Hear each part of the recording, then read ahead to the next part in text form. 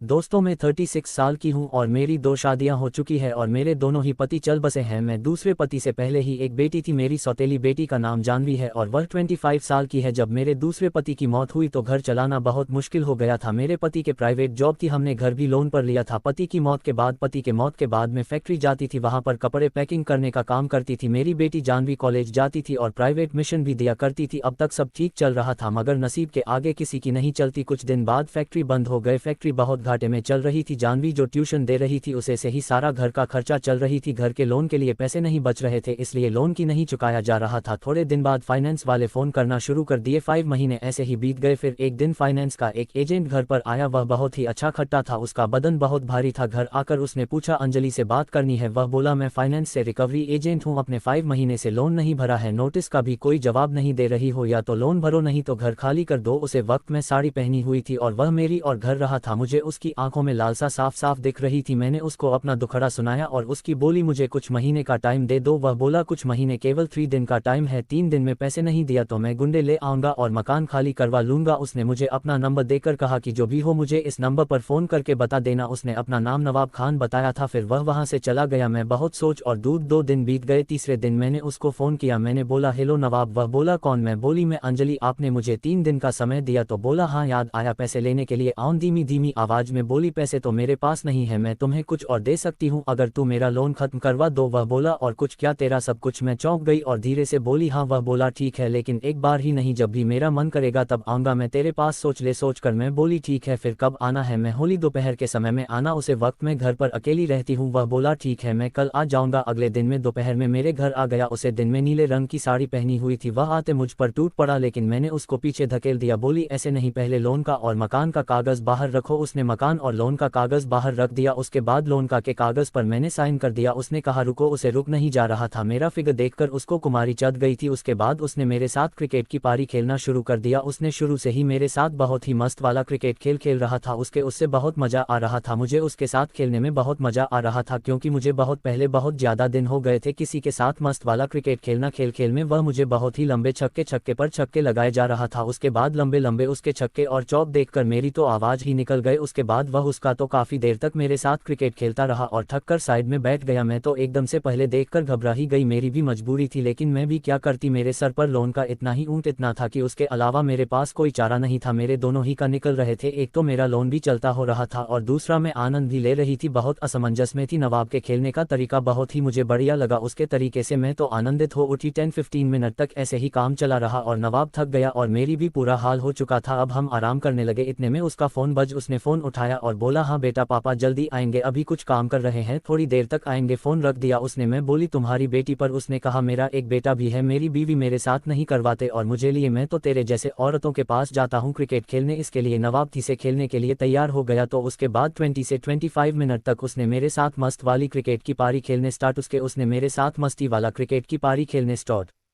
कर दी। इस बारे में वह बहुत ही थक गया था, इसलिए ज्यादा कुछ नहीं कर पाया, लेकिन जितने भी देर तक उसने खेला हुआ बहुत ही मजेदार था। इस बार वह बहुत स्पीड में क्रिकेट खेल रहा था और स्पीड में क्रिकेट खेलने में आपको पता ही होगा कि मजा दोनों ओर से आता है, तो एकदम जन्नत से मसूद कर रही थी। फिर उसने पूछा तुम्हारे घर में कौन कौन है? मैंने कहा मेरी एक बेटी 26 साल की है। वह बोल मेरी सेट इन करवा दे। मैंने उसको गुस्से से देखा तो वह बोला मजाक कर रहा था। उसके बाद जाते हुए उसने कुछ पैसे फेंक और फिर बोला कि मैं तुम्हें फोन करूंगा। वह चला गया। उसी रात मेरी बेटी इस रूम में सोई। उठो, नवाब का कॉल आया ना, आप बोल जाने मन दिल में किया हुआ कार्यक्रम रात में याद आ रहा है। मैंने बोला अपनी बीवी के साथ भी कर ले। नवाब बोला तो तू सो गई है, काश तू मेरी बीवी होती तो। मैंने कहा तो रात निकल जाने दे, कल फिर आ जाना। नवाब बोला मैंने एक मैसेज किया, जरा देख। मैसेज खोलकर देखा तो उसमें हमारे दिल के खेल किए हुए सारे कार्यक्रम इस वीडियो में था। मैं देख कर चलूंगी।